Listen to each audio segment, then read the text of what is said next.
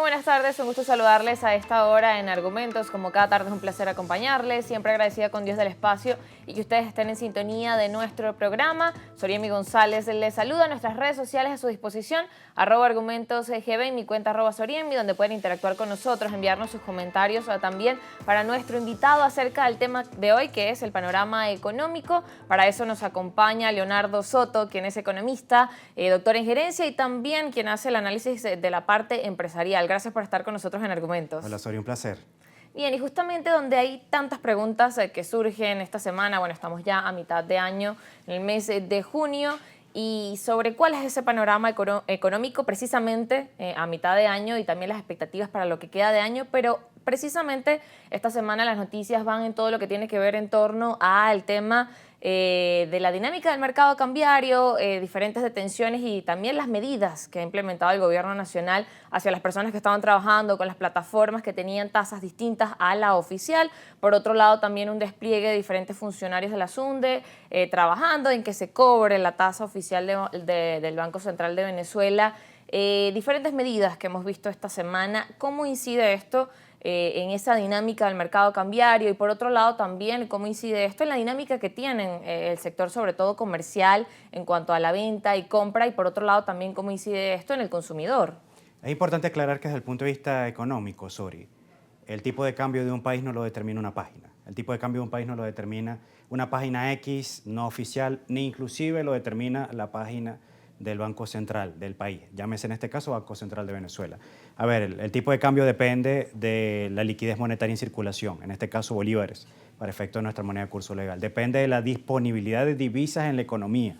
Es decir, que tanto tú como yo, como cualquier persona, acuda a casas de cambio y tenga acceso a la cantidad de divisas que necesite, en función, por supuesto, de su disponibilidad presupuestaria. También depende de nuestras exportaciones netas, depende de los incentivos que den los gobiernos para que la economía pueda fluir en inversiones, en producción, seguridad jurídica, estabilidad social. Entonces, el tema digamos, estigmatizar el hecho de se hicieron unas detenciones bajo cargos de presunta manipulación del tipo de cambio a través de páginas, te está dando un indicador bien delicado desde el punto de vista de que realmente el venezolano considera que el tipo de cambio está establecido por una página de quien no se tiene certeza de dónde salió ese dato, de que no se tiene certeza de cómo lo calcula, porque el términos generales, si la economía tuviese un afluente importante de divisas, me refiero, que siempre que podamos acudir a la banca tengamos acceso a los dólares y esa negociación al menudeo, en efecto, determine el valor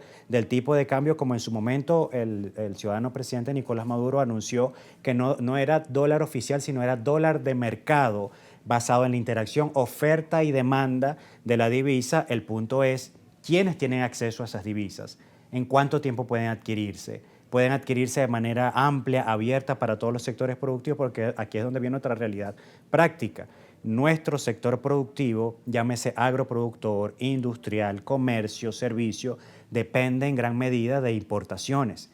Depende de importaciones de materia prima, de insumos, depende de importaciones inclusive de productos terminados que complementan la producción nacional actualmente en colocación. Es decir, es un entramado bien complejo, porque se está asumiendo el valor del tipo de cambio a través de páginas, pero se está diciendo muy poco o prácticamente nada de la disponibilidad de divisas actualmente en la economía.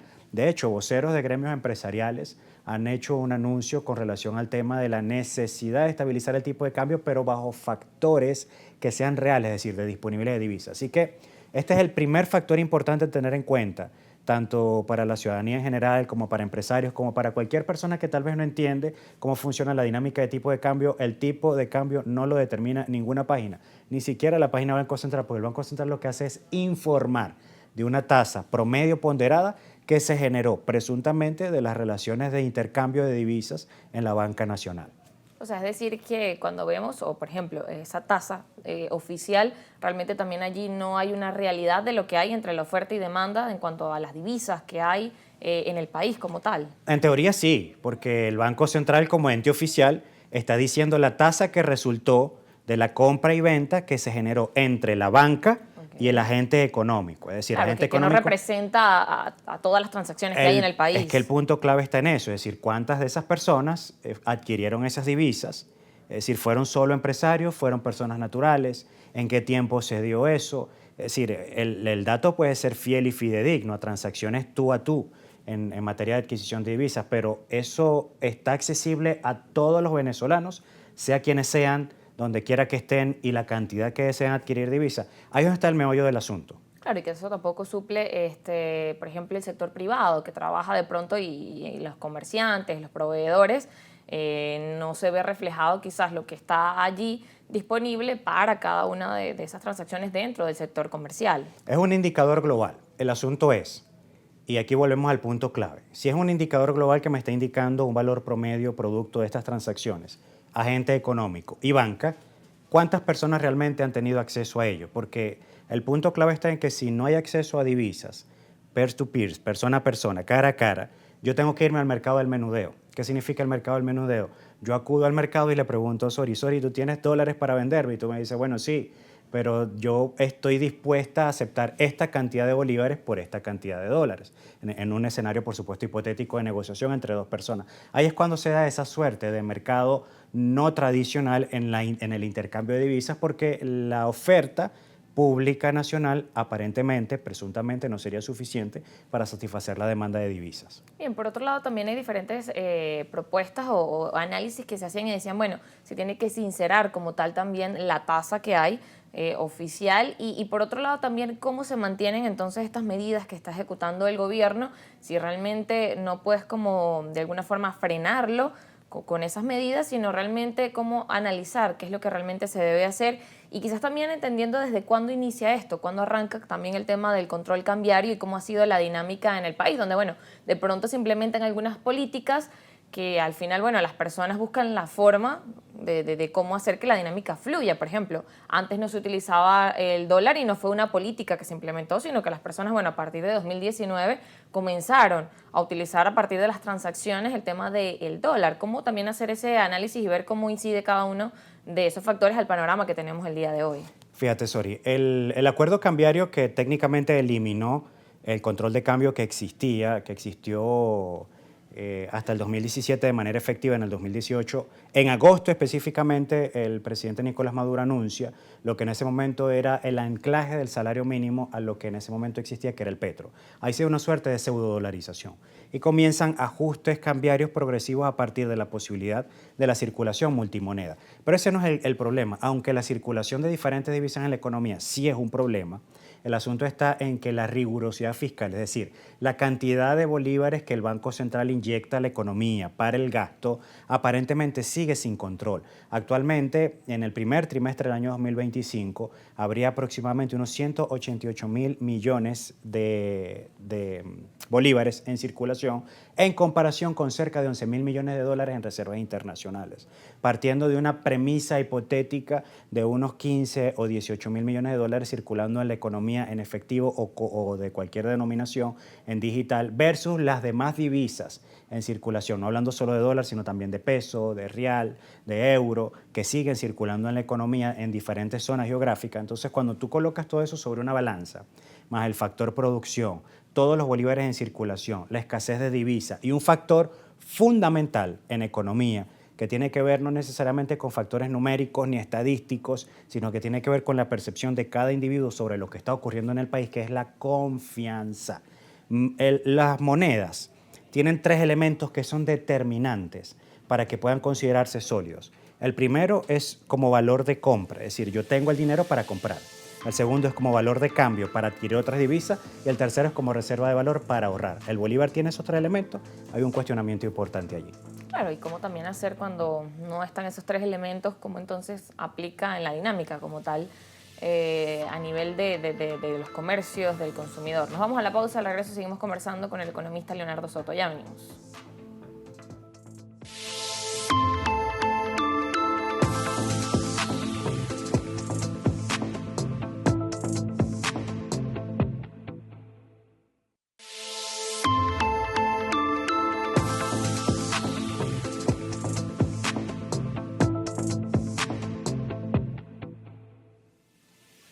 Seguimos en Argumentos, conversando con el economista Leonardo Soto, hablando acerca de la economía. Mencionaba que es multimoneda. En ese sentido, también, ¿qué factores son importantes a considerar? Entendiendo bueno, todas las políticas que aplican. Hablaba del tema de, bueno, de los bolívares que son inyectados, cómo eso también influye en el panorama que tenemos hoy en día con el tema, bueno, de la brecha cambiaria. Ahora, bueno, que se intenta, pues de alguna forma, que la tasa oficial del Banco Central, bueno, aplique en todos los ámbitos. Mira, mayor liquidez en circulación, producto de cual sea la vía por la que se está inyectando esos bolívares en la economía, a través de bonos, pago a proveedores o cualquier vía, dinero posiblemente y presuntamente sin respaldo, es decir, inorgánico, que no está cotejado con reservas internacionales ni con niveles de producción, obviamente genera un impacto sobre el tipo de cambio, porque exceso en bolívares se transforman, uno, en bienes y servicios que yo adquiero para el resguardo, o dos, se convierten en divisas que yo también adquiero para el resguardo. Se ha convertido en una situación como en la actualidad económica del país, que muchos venezolanos están acudiendo a comprar,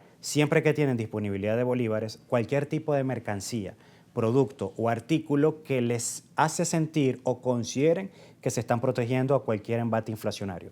Hablo desde productos de consumo masivo, alimentos, víveres, higiene personal, inclusive artículos de electrónica o similares. Es decir, el venezolano siempre que logra tener 10, 15, 20, 30, 50 dólares o más en las manos, en bolívares o inclusive en los mismos dólares, trata de gastarlos porque considera que es una forma de protegerse, hablando también de incrementos relativos de los precios que también se han dado en dólares en los últimos meses. Entonces, ¿qué pasa? La distorsión económica en Venezuela, pese a lo que muchas personas piensan, no es monetaria.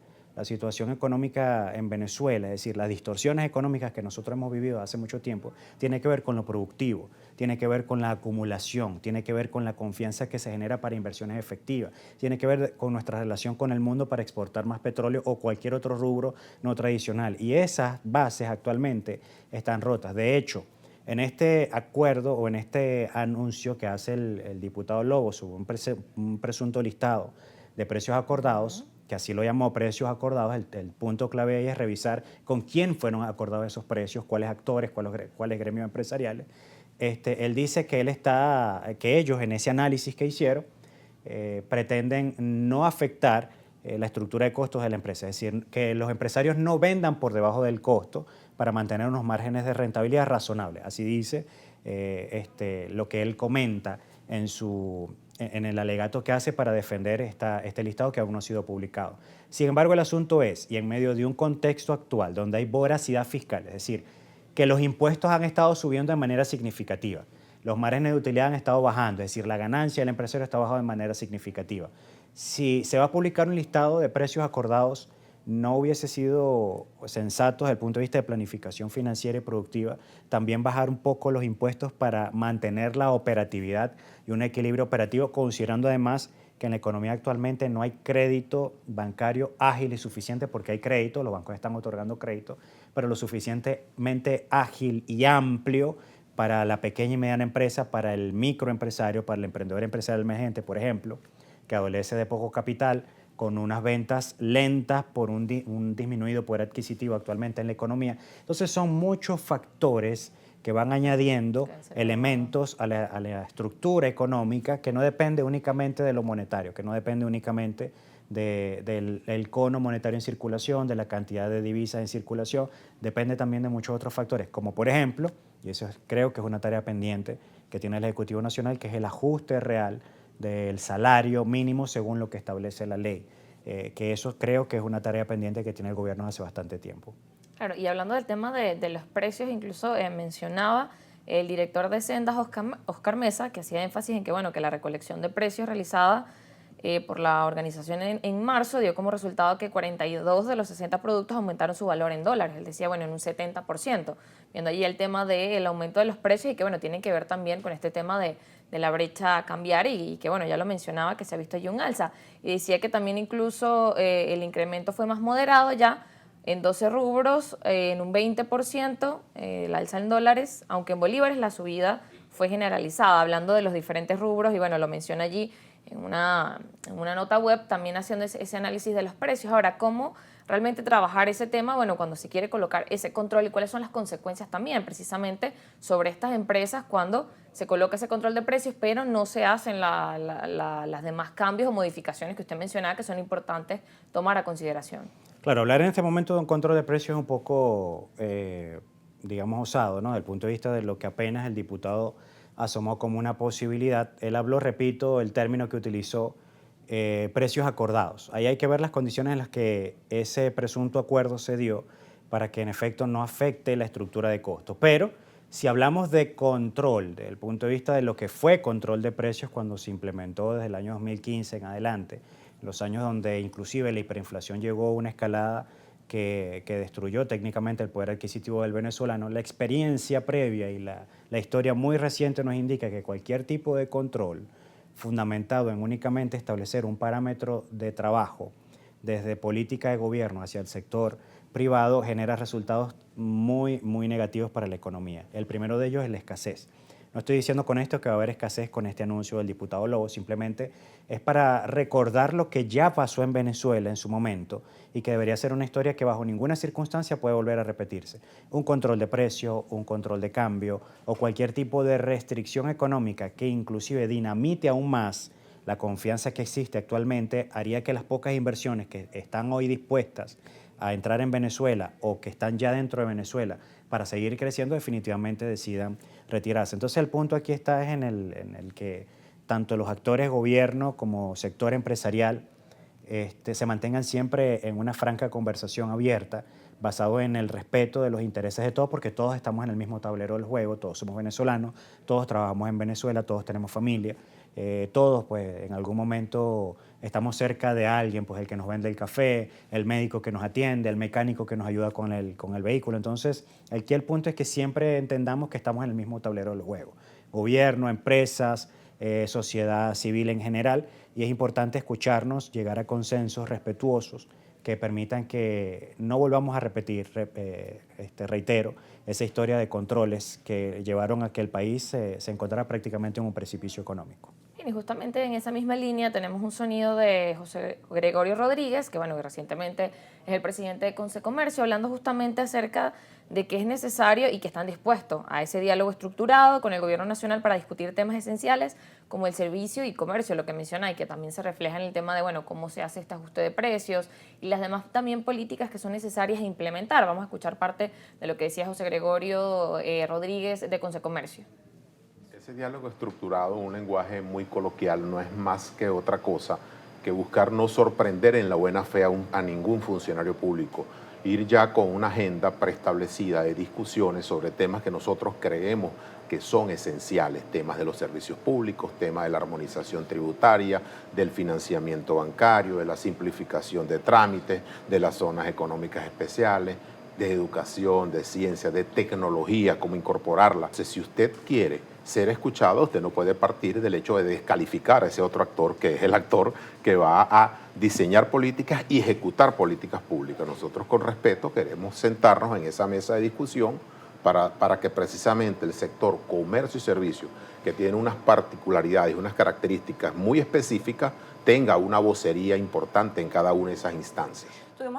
Bien, veíamos y parte de las declaraciones del presidente de Concecomercio. ¿Cómo evalúa también esas propuestas y propuestas que surjan también desde los diferentes sectores y promover eso, ese diálogo, y que cuando veamos, por ejemplo, estas declaraciones que hacía Ramón Lobo y que también ha hecho la vicepresidenta Delcy Rodríguez, de esos ajustes que son necesarios hacer y de estas conversaciones, bueno, que llevan a la toma de medidas que realmente beneficien y que vayan justamente a eso que necesitan los diferentes sectores?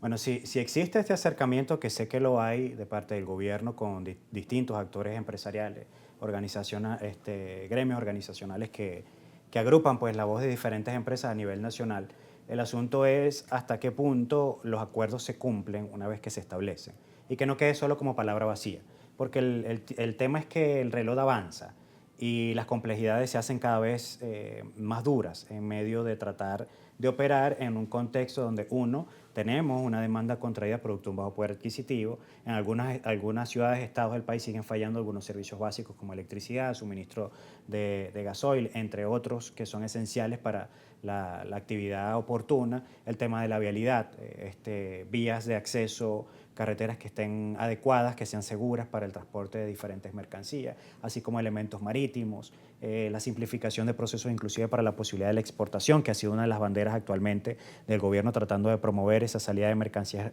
nacionales hacia el exterior para tratar de tener un afluente de divisas por rubros no tradicionales, es decir, diferentes al petróleo, tratando de alimentar el crecimiento del Producto Interno Bruto. Así que como representantes de Consecomercio, Fedecámara en general, Fedeindustrias y todos los gremios pues, que están en este momento colocando sus petitorios sobre la mesa para que lo analice el gobierno, lo importante es saber qué de eso se está cumpliendo y quién le está haciendo seguimiento a eso en este acuerdo respetuoso entre las partes. Claro, poder hacer ese seguimiento que realmente es clave en este punto. Nos vamos a la pausa, al regreso seguimos con más de argumentos.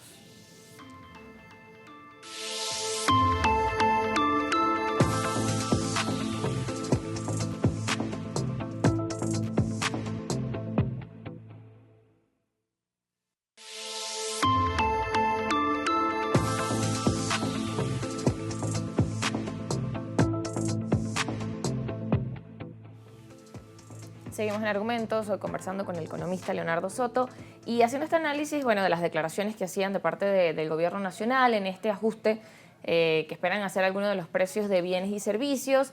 También mencionaba la vicepresidenta Delcy Rodríguez que buscaban el tema de tener precios ideales. Cuando hablamos de precios ideales, y bueno, ya lo explicaba también un poco, bueno, no solamente es el tema de precios, sino que hay algo más profundo allí. ¿Realmente es posible o cómo se hace posible tener precios ideales en la dinámica que hay en nuestro país? Mira, el tema precios ideales, bueno, tendría que ahondar bien cuál es el concepto bajo el cual la vicepresidenta define ideal, ¿no? Desde la perspectiva de política económica, viéndolo específicamente desde la perspectiva de política económica nacional y no solo de la visión de un funcionario, porque el tema de la complejidad económica en Venezuela es que, por ejemplo, los impuestos municipales varían de municipio a municipio. Los costos, por ejemplo, de aseo urbano varían de municipio a municipio. El tema de los costos de electricidad varían de municipio a municipio. Es decir, los costos son diferentes, operativamente hablando, para un pequeño market que venda víveres en Acarigua como un pequeño market que venda víveres en Las Mercedes, acá en Caracas. Hay una diferencia importante. Son dos públicos diferentes, hay densidad poblacional diferente. Sin embargo, entiendo que la necesidad en este momento, de la perspectiva de lo que el gobierno está haciendo a nivel de su política también social, es tratar de garantizarle al que tiene un menor poder adquisitivo acceso a estos bienes de primera necesidad. Y eso está bien, desde el punto de vista práctico está bien porque implica pues, que hay un sentido de preocupación por todos los sectores económicos actualmente en nuestro gran entramado y complejidad social en Venezuela. Sin embargo, repito, mientras se den precios acordados, respetando estas estructuras de costo y estas variantes, dependiendo de la ubicación del modelo de negocio, inclusive de dónde viene, cuál es el poder adquisitivo promedio del venezolano. Nosotros como empresa Integral Consultores Group estimamos en un estudio que realizamos año a año de tendencias de consumo y calidad y condiciones de vida general que la familia venezolana está gastando el 70% de su ingreso mensual promedio en alimentos y medicamentos. Y te das cuenta además que esta cifra se ve validada por lo que el observatorio de... Sí, ¿no? Y con industria también, cuando saca la parte de industria, los sectores que más reportan crecimiento es alimentos y medicinas. Uno tiene que ver con el factor protección de la familia venezolana. Obviamente están buscando cualquier tipo de producto que les permita sentir que se están protegiendo ante un embate inflacionario. También tiene que ver con lo que tienen disponible a la mano para poder comprar con el ingreso que tengan disponible, sea por sueldos, salarios, bonificaciones, remesas o cualquier otra vía disponible para ello. Entonces, bueno, si dentro de ese 70% del ingreso que se destina a alimentos y medicamentos se establece como prioridad proteger a las familias con un poder adquisitivo, vamos a decir que tienen vulnerabilidad producto de un poder adquisitivo disminuido, está uno, el factor, cuánto tiempo duraría este listado de precios acordados y la contraparte en la balanza, claro, porque aquí es donde viene el efecto importante de esto, que la medida no sea un efecto artificial para establecer alguna suerte de equilibrio temporal y que se pueda convertir en una medida de largo plazo, pero no desde la fijación de precios. Claro, y que luego genera consecuencias también. Claro, sino desde el elevar el poder adquisitivo del venezolano a un nivel igual o superior al valor de la canasta básica promedio, que son $550 para un grupo familiar promedio de 4 personas, solo rubros alimenticios específicos. Entonces, si lo tomamos como una medida temporal de esta fijación de precios acordados, podemos decir, ok, si el acuerdo es amplio, pudiésemos tomarlo como una medida, pero en función de una política que vaya en efecto a lograr que el poder adquisitivo del venezolano mejore, que supere la expectativa de calidad de vida del venezolano y que esto permita que el venezolano vuelva a esa visión de calidad de vida. En esta encuesta, Tendencia de Consumo y Condiciones de Vida General, también más del 80% de los encuestados a nivel nacional nos respondieron que no tienen en mente, no lo han hecho hace muchos años, ni piensan hacerlo en el futuro próximo, ahorrar, porque no hay excedente para ahorro. Y si no hay ahorro, no hay posibilidad de inversión,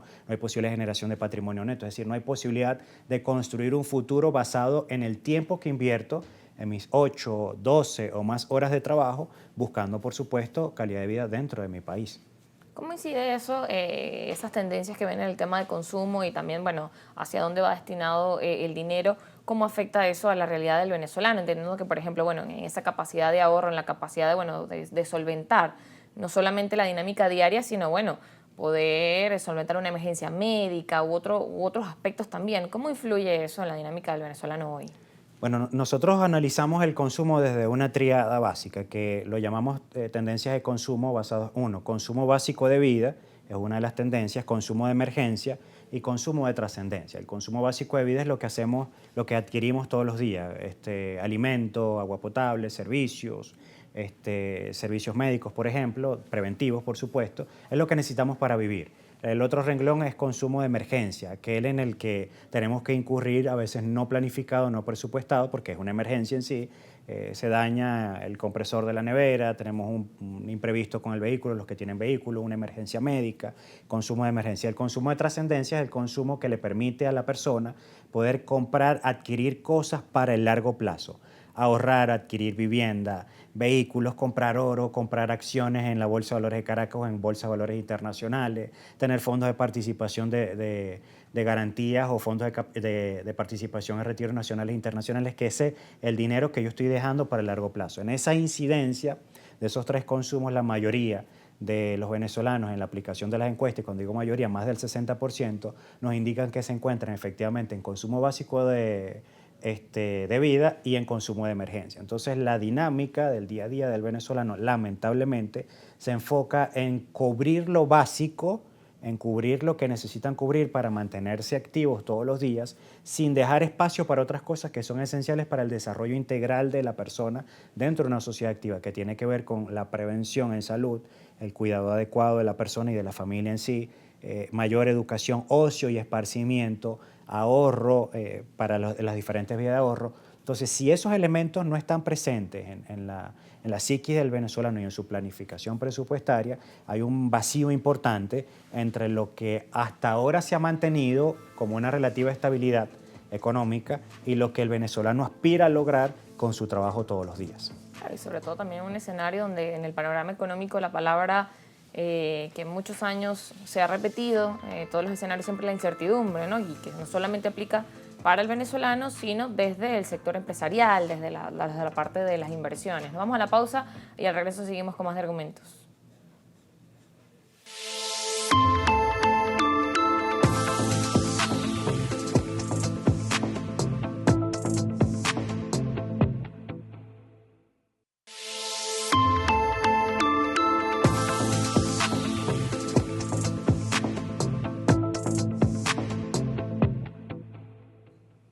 Seguimos en Argumentos, conversando con el economista Leonardo Soto y hablando del panorama de cómo ha cambiado también la dinámica de consumo del venezolano, cómo esto también incide en el sector empresarial, cómo incide desde la parte comercial, en cómo los venezolanos de alguna forma adaptan su consumo y por otro lado, cómo las empresas, porque hemos visto muchas empresas que abren y otras empresas que cambian también de rubro, cómo aplica eso también en la dinámica empresarial o incide.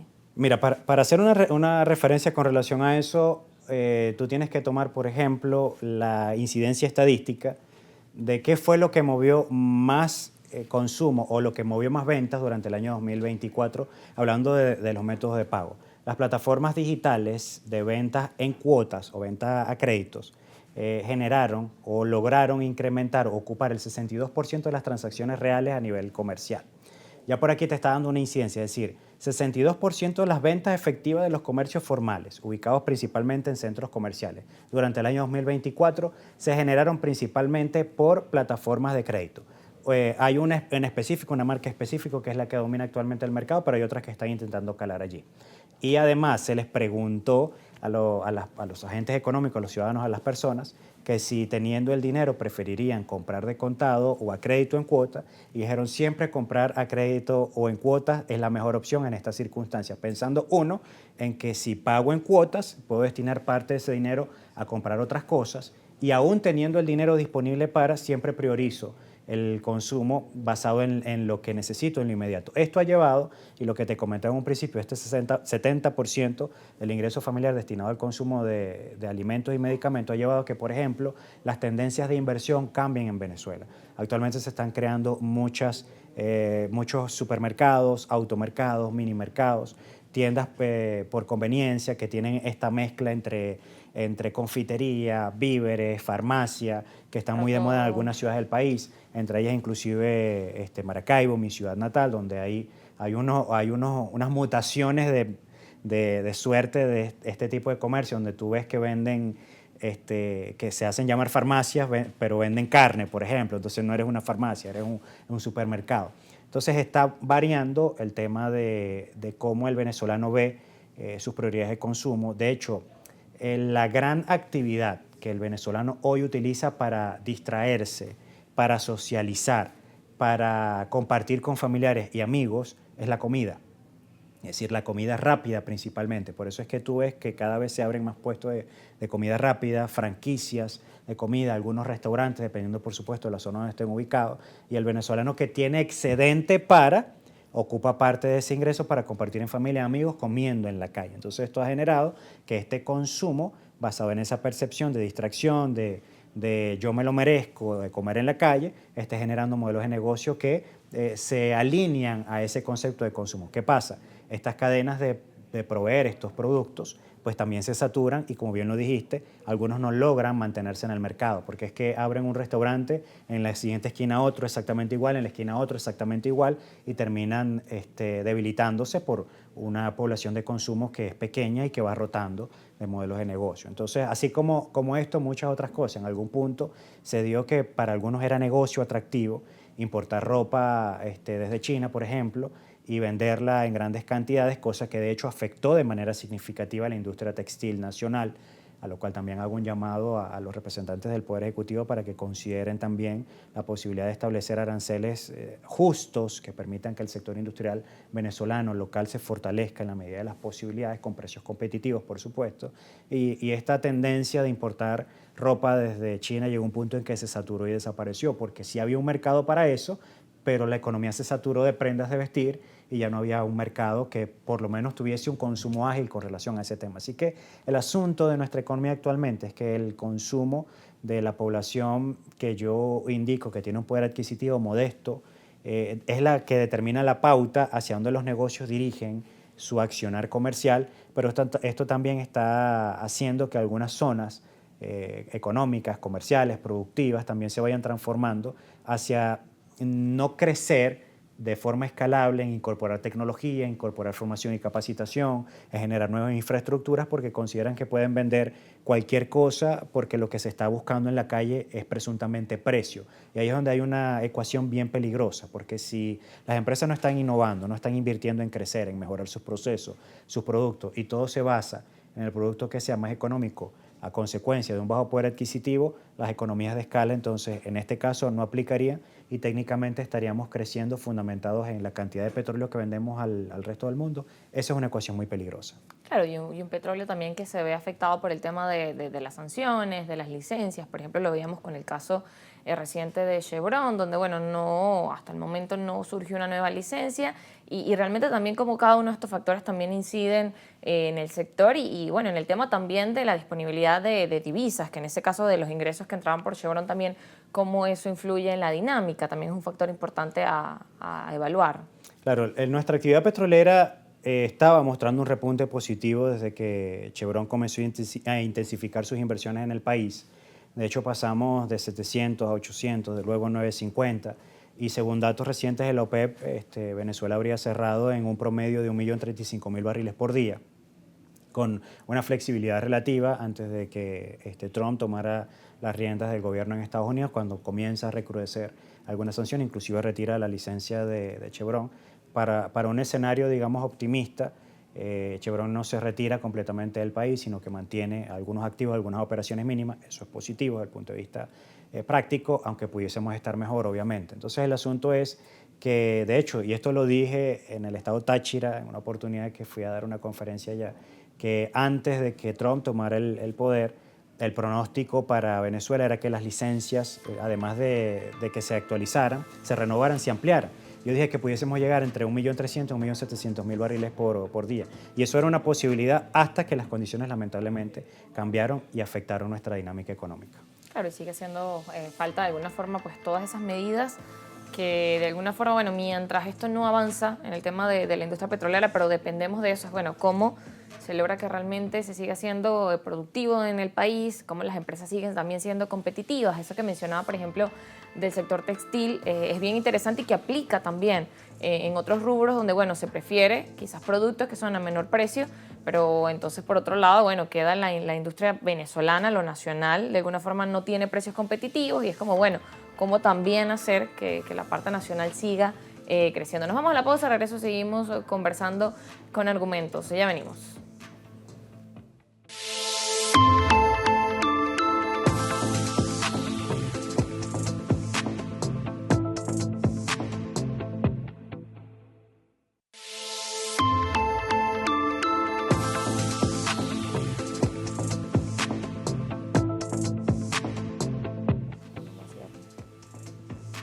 Seguimos en Argumentos conversando con el economista Leonardo Soto y ya para la parte final y también para cerrar el tema de nuestra conversación y como decía al principio, bueno, vemos cómo estamos el panorama hoy a mitad del 2025, también esas expectativas que quedan para el cierre de este año y también cuáles son esas recomendaciones para el sector empresarial, entendiendo que estamos en un contexto complejo dentro de la dinámica económica donde, bueno, hay diferentes factores que inciden, donde hay políticas que vemos que se implementan desde el gobierno, pero aún hay otras que faltan también por establecerse y cómo realmente para el sector es importante ser competitivo y cómo serlo realmente en este escenario.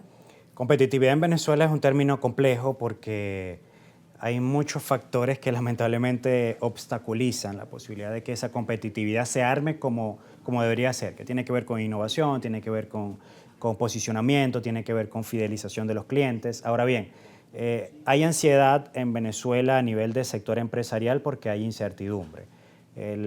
La población de consumo, que somos todos, porque todos somos consumidores, pues estamos comparando. Estamos comparando por precio, estamos comparando por calidad, estamos comparando por disponibilidad. Es decir, no dejamos de consumir lo que necesitamos consumir, pero en función de nuestro poder adquisitivo. Y al evaluar nuestro poder adquisitivo y lo que hay disponible en el mercado, siempre partimos de la premisa precio, cantidad, calidad y disponibilidad. Ahora, el empresario está en una encrucijada porque los márgenes de utilidad neta, es decir, la ganancia real que queda luego de cumplir con todos los compromisos, ha venido disminuyendo de manera significativa. Desde el año 2022 aproximadamente los costos operativos para las empresas se han incrementado en un 35-45%. Esto está dejando un margen de utilidad promedio, dependiendo del rubro, de entre 8 y 12%. Hay empresas que tienen márgenes mucho más pequeños y otras que tienen márgenes más altos, dependiendo del rubro. La principal recomendación es ser, digamos, cirujanos en materia de estructura de costos, quirúrgicamente, porque el asunto es que pareciera que el empresario, pareciera no, de hecho, en algunos casos es así, está colocando precios basados en una expectativa de variación importante del tipo de cambio y eso me lleva a colocar precios muy por encima de lo que la economía está en capacidad de pagar. Eso genera distorsión interna, yo bajo mis ventas porque el que no tiene poder adquisitivo no me va a comprar a precios muy elevados, el inventario se me queda estacionado, muchas veces inventario que pasa a merma o a pérdida en el peor de los casos. Entonces manejar de manera quirúrgica el tema de los costos, las ganancias es importante. 2, entender al cliente, escucharlo, no suponer que yo sé lo que Sori quiere como consumidora, no. Tengo que preguntarte y establecer una tendencia de oferta basada en eso, porque si yo supongo que sé lo que el cliente quiere, ya estoy liquidando la iniciativa empresarial, aunque tenga 30 años, 50 años el modelo de negocio funcionando. Otro aspecto importante es entender lo que necesita, lo que está aportando mi colaborador interno, mi trabajador. En la empresa privada, en promedio, es la que está pagando entre 180 y 250 dólares promedio mínimo en función del tipo de puesto de trabajo. Es poco en comparación con el valor de la canasta básica familiar. Hay empresas que aparentemente pagan menos que eso. Hay casos de casos. Hay otras empresas que hacen un esfuerzo titánico por mantener su nómina activa. Pero siempre les recomiendo a los empresarios que escuchen a su trabajador lo que está pasando internamente, las necesidades de cada uno de ellos para tratar de crear esa sinergia interna para poder funcionar de manera apropiada. Y lo otro que es también importantísimo para las empresas, hacer marketing y publicidad. La empresa que piense que solo por existir ya es suficiente para que le lleguen clientes y vendas, eso no existe. Es decir, el mercado necesita saber dónde estoy, quién soy, qué vendo, cómo lo vendo, a qué precio lo vendo, y para eso tengo que hacer marketing y publicidad. Y no se trata solo de videos cómicos, graciosos en redes sociales, se trata de toda una estrategia, se trata de inversión, se trata de métricas, se trata de seguimiento. Tenemos que volver a profesionalizar la gestión empresarial y dejar de improvisar basados en el principio de que como en Venezuela todo es tan cambiante y todo es tan complejo, no puedo planificar, no puedo visionar. No, es que de hecho en momentos de crisis donde tenemos que enfocarnos más hacia dónde queremos llegar y establecer plan A, plan B y plan C, pero de forma inteligente. Claro, parte de lo que, por ejemplo, en comunicación funciona, el tema de improvisar realmente no es improvisar como tal, es tener realmente una planificación que te permite, cuando llegas a un escenario donde no sabes cómo actuar, ya tienes cada uno de esos planes, como al final no termina siendo una improvisación como que, bueno, lo que sea al azar, sino realmente ya un plan establecido. También, por otro lado, las expectativas que quedan para lo que resta de este 2025, bueno, entendiendo cada uno de estos factores que inciden en la economía al día de hoy. Bueno, mira, el tema de Trump es complejo porque su volatilidad y el ser tan impredecible no ha permitido, sí, no ha permitido crear una tendencia sólida, por lo tanto va a depender mucho de nuestra relación como país con él. A ver, sé que hay un tema discursivo de que Venezuela no necesita a Estados Unidos, sí lo necesita. Venezuela necesita de Estados Unidos como cliente, como aliado, como proveedor. Venezuela necesita de la Unión Europea, Venezuela necesita del mundo entero, en un mundo que está extremadamente globalizado. O sea, ponernos de espalda a un mundo que está demandando bienes y servicios, que requiere de lo que nosotros podemos proveer, solo porque hay presuntamente tendencias ideológicas o formas diferentes de hacer política, es bien peligroso para este mundo tan complejo. Por lo tanto, el panorama para Venezuela es, uno, va a depender del poder adquisitivo, es decir, el ajuste real del poder adquisitivo del venezolano. Dos, de la confianza que se genere para que las inversiones presentes o las que vienen puedan establecerse o crecer. Tres, de la estabilidad política y social basada en los acuerdos internos y en recobrar la confianza de las instituciones del Estado, que eso es fundamental para que la ciudadanía sienta confianza plena en todo lo que pueda ocurrir, desde el Banco Central hasta los diferentes poderes que dominan pues, la vida del hacer ciudadano en Venezuela. Por lo tanto, el panorama va a estar enfocado en las decisiones que va a tomar, de hecho, el Ejecutivo Nacional a partir de este momento, el que estos precios acordados no se mantengan demasiado tiempo, en que se habilite un crédito ágil para la empresa, para crear nuevas fuentes de empleo, que las zonas económicas especiales de hecho ya comiencen, ya dejen de ser solo un nombre y algo establecido en una gaceta oficial, sino de que existan y operen formalmente, de que se revise el tema de la voracidad fiscal, que está siendo muy corrosivo y destructivo para el sector empresarial, sobre todo para las pequeñas y medianas empresas, y que se sincere realmente el aspecto salarial, que es fundamental en este tema, pasando, ahora que está la nueva Asamblea Nacional, por una revisión de la Ley Orgánica del Trabajo que tiene, desde mi perspectiva como economista, tiene que revisarse y tiene que modificarse. Y en cuanto a las perspectivas de esta coyuntura cambiaria, seguiremos viendo este tema de dificultad con el tema de la tasa oficial a lo largo del año. Todavía hay brecha cambiaria que cubrir desde el punto de vista de la liquidez que hay en bolívares versus la cantidad de dólares disponibles en reserva, los que están circulando en la economía, porque la estabilidad del tipo de cambio se ha mantenido producto de la inyección de divisas del Banco Central a la economía. Es decir, si ellos aumentan la intervención a través del Banco Central, van a estabilizar el tipo de cambio, porque hay muchos bolívares en circulación. Entonces va a depender de este equilibrio y eso va a depender de los negocios que tenga el gobierno en petróleo para tener flujo de caja disponible para esta inyección. Así que el tema cambiario no ha terminado, el tema cambiario todavía tiene historia que contar. Claro, todavía queda allí pendiente muchas acciones por realizar. Gracias por acompañarnos en Argumentos. Muchísimas gracias, Sori.